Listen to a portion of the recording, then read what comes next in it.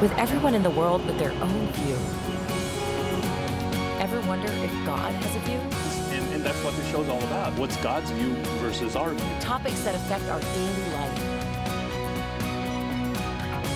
Empowering and inspiring. To develop a heart, a kingdom mindset, you know. Because God does have a view. Your host, Dr. Trudy Simmons, The Christian View. Hi, and welcome to The Christian View. I'm your host, Dr. Trudy, and I just want to thank you all for inviting us into your home. And if you're watching YouTube or listening by podcast or radio, I just want to say thank you. We take today's hot and challenging topics and weigh it against the Word of God, because God has a view today, and it needs to be heard more than ever, I think. I have an amazing guest with me today. His name is Jack Watts. Thank you for coming today. You're welcome. Glad to be here. We've known each other for 30 years. Right. That is so hard to believe. We met, this is a fun story, y'all. We met years ago at the YMCA in Atlanta. I was a fitness coach and you were working out, and we became friends, and here we are 30 years later. 30 years later. It's great. And you haven't aged. Neither have you. Well, I got gray hair, so obviously, at least I've got hair. Yes, at least you've got hair. My husband and son were talking the other day, and my son said, you know, my dad's pretty cool. The only thing that he's missing is hair. I'm like, okay, well, he doesn't have hair, but you do. So anyway, that was a funny note. But Jack, you've been in the industry, the Christian industry, publishing industry, for 20 plus years, is that right? 40. 40 years. And you've written 26 books? 29. Okay. So tell me a little bit about your story, because obviously I'm getting the numbers wrong. I was never good at math. So anyway. Well, my first book is Hi, My Name is Jack, and it's my memoir.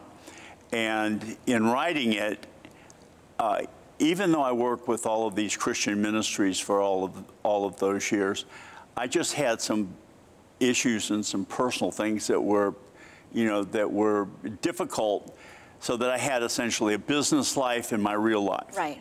And the name of the book, Hi, My Name is Jack, is code, because when you go to a meeting, you say, hi, my name is Jack, and I'm an alcoholic. Right. So this is a story of recovery, but it isn't just about my personal recovery, it's about my family story also. Okay. And a lot of people read it. It was the inspirational memoir of the year in 2011, and Simon & Schuster published it.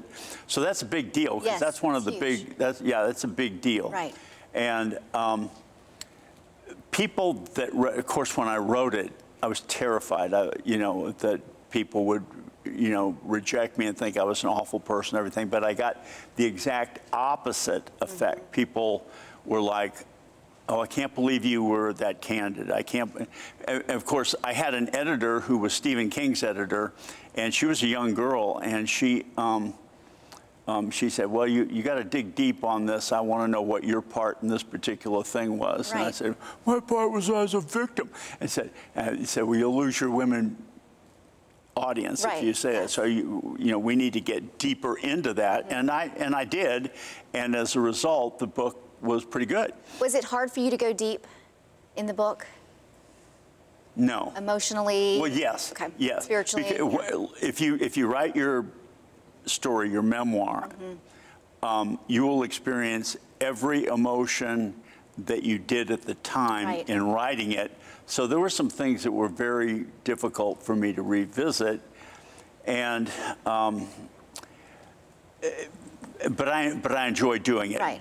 And when you do write a memoir, and people read it, and you're on social media, and I am, and I've got like 25,000 followers on Facebook, and people say, well, Jack, if you would just write my story, we could make a movie out of it, make millions. And of course, one of the things I do is write people's memoirs. Right. I've written 8 of them. Oh, wow. And which is kind of fun. How do you choose which ones you're going to write? The ones that are willing to pay me is how I make the choice. Okay, that makes perfect sense. Yeah, it's essentially my gainful employment. Right. And I've written 4 for women. which is interesting because I have to kind of get into the mindset of how a woman would think. Right. And that's not always the easiest thing for a man to do, as all women know. Right. I don't think it's easy at all, ever, for a man to get into a woman's mind. Yeah. It's hard for a woman to get in her own mind half the time. I'm familiar with that one, too. And so, at any rate, I had this, so I have people that, you know, that routinely that ask me about writing a book.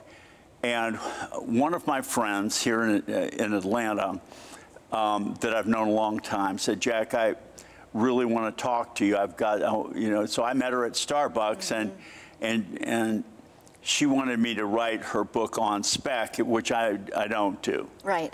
And, but she started telling me the story, and it ended up being the Three Commas Club, and I did write it because it needed to be told. Right, yes. So, and the Three Commas Club means if you have 3 commas in your net worth, then you're a billionaire.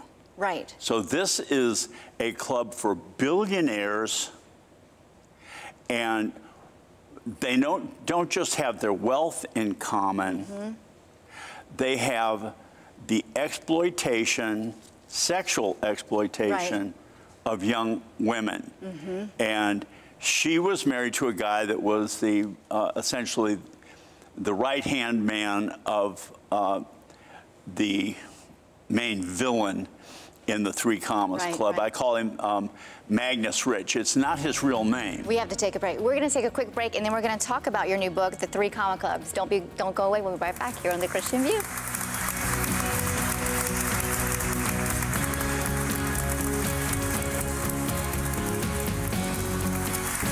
Hi, and welcome back to The Christian View. We're talking today with Jack Watts. Thank you again for being here today. He's written a great book called The Three Comma Club, a true story of sex trafficking, pedophilia, and murder. How did you get involved in writing this book? It's a true story. How did you get involved in writing it? Well, as I was saying, I went and met this friend of mine at Starbucks, and she started telling me the story. And the reason that she decided to open up is she had just seen on the news where Jeffrey Epstein had been arrested when he came back from Paris, and the news stories that were coming out about what happened, what his little empire down there in St. Thomas was like. She was like, oh my gosh, I was involved in something that was almost exactly the same thing. Right. So she told me specifically that one time she worked for this restaurant, and it was a really nice 5-star restaurant, and the way that they got sex trafficked these girls was that the owner of it had a woman, he had a family. Right. But he had a woman who he gave an engagement ring to, and she looked in the Florida Panhandle for girls who were pretty but loose. Right. And when I mean loose, I don't mean morally loose. I mean that they weren't connected. They were runaways and things like that. And then she'd say, oh, Trudy, you're so pretty. You should be a model. I think you'd be a perfect, or you know what? You could be a movie star, and I can help you make your dream come true. What we would like for you to do is meet all of these rich people down on St. Thomas, put them in a car, drive them to a private airport where a plane was inside, and they would fly these girls down to St. Thomas. And St. Thomas, just by the way, for all of these pedophilia things, St. Thomas is the hub because Charlotte Amalie Airport is the only one that has a runway long enough for their private jets to come in. Interesting. Yeah. You know, Jack, when you were writing this and listening to her story, were you ever fearful about helping her share the story? No. No. Not at all. No. Okay. Not a chance. Right. It was a righteous thing to do. Right. And I knew that it was righteous immediately. So then she got into everything about it, and I don't guess we have time to go into that part of it. Right.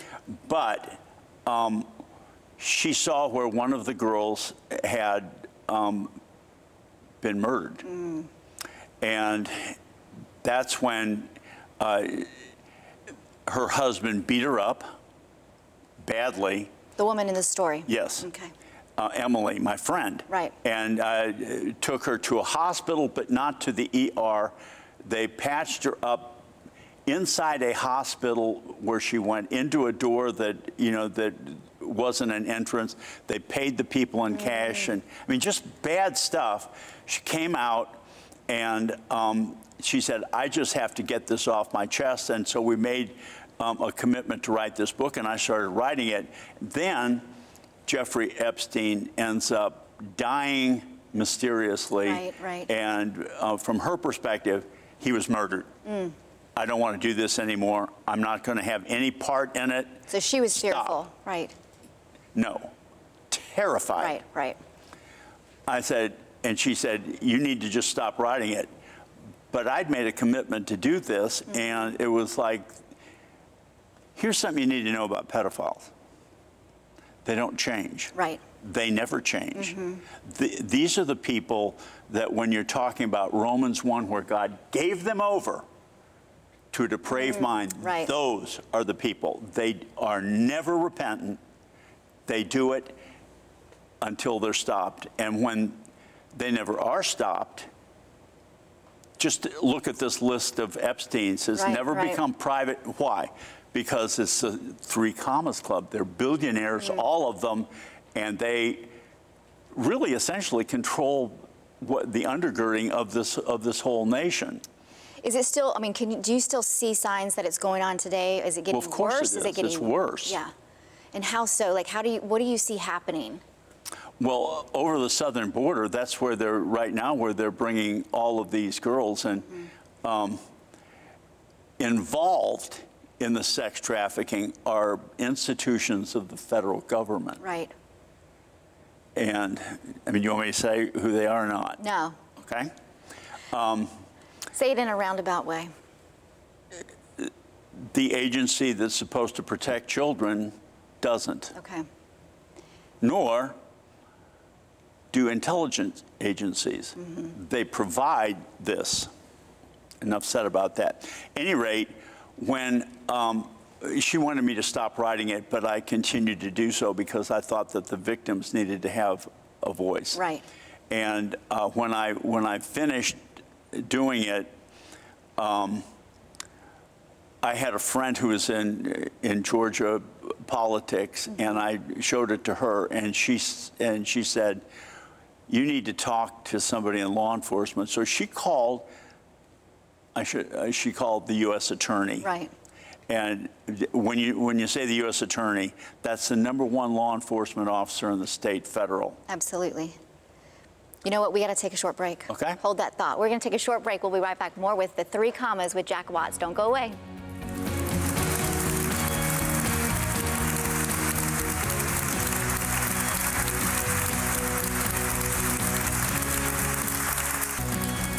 Hi, and welcome back to the Christian View. We're talking with Jack Watts about the 3 Comma Club. It's an interesting and amazing story, but it's a true story. But when we went to break, you talked about law enforcement and how you were trying to get help. Let's start there. Well, I had an extensive conversation on the phone with the U.S. attorney, and he said, I want you to talk to the FBI. So he set up a situation where I went and I had a 2-hour sit-down interview with 2 FBI agents. Right. And they never did anything. Now, when I went, I had the belief, the conviction that the FBI would do something about this because these are exploited girls. Absolutely. And just by the way, when they would take them, since they were going from an airport in the United States to St. Thomas, since St. Thomas is part of the United States, they didn't have to have passports. They didn't have to go through customs. Right. So this made it so easy for them to do these things. Right. And there are girls that are murdered and missing, and I don't think that it's being taken care of. I know it's not being taken care of. It's not being taken seriously. No, and it's wrong. And you know, if you've got daughters, I've got 4 daughters. Yes. You know, this is not something this isn't okay. Right. And it isn't okay for Christian people to turn their heads with things that are this horrible. Now, you know, Emily wanted nothing to do with it. She is a broken person. Right. But when I did this, before I put it out, number one, I have a version that has all of the correct names in it, but I obscured it by making different places and different names for one reason. I wanted to live. Right, right. And I didn't want to be, you know, but also on social media, I went back 10 years and took off every picture of every family member that I had. So it looks like I'm somebody who is family-less. Right, which is so not the truth. Which is not true. Not I got, you know, 11 grandkids. 11 grandkids and 2 great-grandkids. And 5 kids.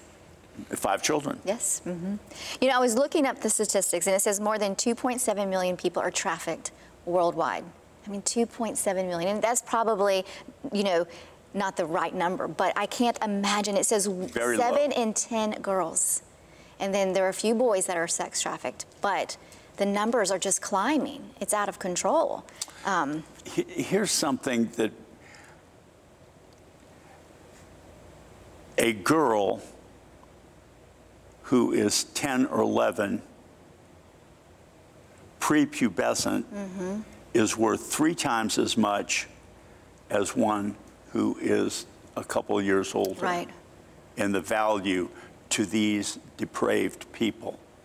So this is as bad, and that anybody that, you know, comes out and say, I'm going to really take care of the problem with this, they're marked. Right, right. Because there are people that have a vested interest in perpetuating this. You know, I want to give the number real quick. This is a hotline number for anybody that you feel is being sex trafficked, or if you're being sex trafficked, it's 888-373-7888. It's open 24/7. You can call that number. It's 888-373-7888, and there is help that you can call, and you can get this help. You know, Jack, it doesn't seem to be getting any better. So what can we do as the body of Christ to help with the sex trafficking, everything that's going on behind the scenes that's destroying our little girls and our little boys? Well, to begin with, don't be so holier than thou that you aren't willing to address. It's always amazed me. All Christians know that people are sinful. Right. That our natures are sinful. But they're always shocked when people do sinful things. Right. How does that work? Why do you think that is? Do you think we're judgmental? What do you think we, you know, live in a box? What do you think? How do you think? Why do they don't want to deal with it. Right. You know, out of sight. I don't want to know about this stuff, and that's exactly the wrong thing. Right. This is something that people absolutely, positively need to address, and with their own girls, particularly the girls, but boys too. You're right. Make sure that no matter what, you talk to them, and you don't like say, okay, you want to run away? You know, there's the door, don't let you hit it, you know, as you're going out. That doesn't work. Right, absolutely not. Because a lot of times, you never see them again.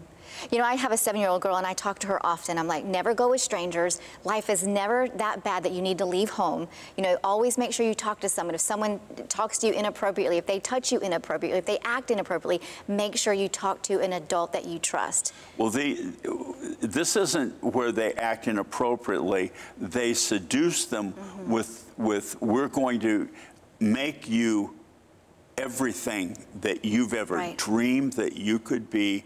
And young girls, you know, if you're 15 years old and you're not wanted at home and somebody tells you that, that's a very easy sale to make. Absolutely. And particularly with people who are dripping with jewelry and wealth, and you know, we're gonna do this and that for you, and you know, your life's going to be wonderful. Once they get there, they're confined until they they really don't have a choice. They become prisoners in their minds more than being locked up, not chained, but you know, they're terrified. Right, right. And in that so they do what they're told to do. Yes, out of fear. Out of fear. And then that creates depression, anxiety, PTSD. I mean, all those things come out of the isolation that they're put into. Yes. So as believers, you know, what do? We've got to stop being fearful, right?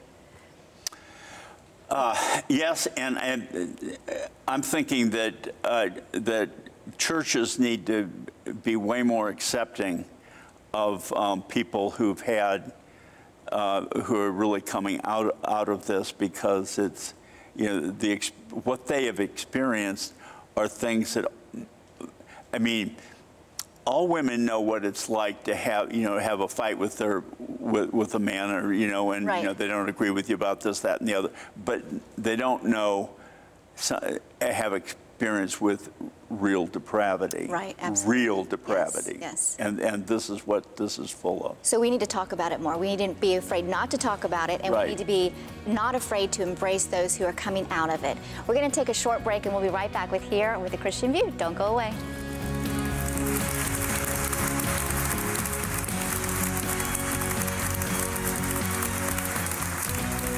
Hi, and welcome back to The Christian View. We've had a great discussion today with Jack Watts on the 3 Comma Club, a true story of sex trafficking, paraphernalia, and murder. I want to give this number one more time. It's 888-373-7888. Call that number if you feel like anybody is being sex trafficked, or if you are. And make sure you follow Jack Watts on social media, Facebook, Instagram, and you can get all of his books on Amazon. We'll see you next time. Bye-bye.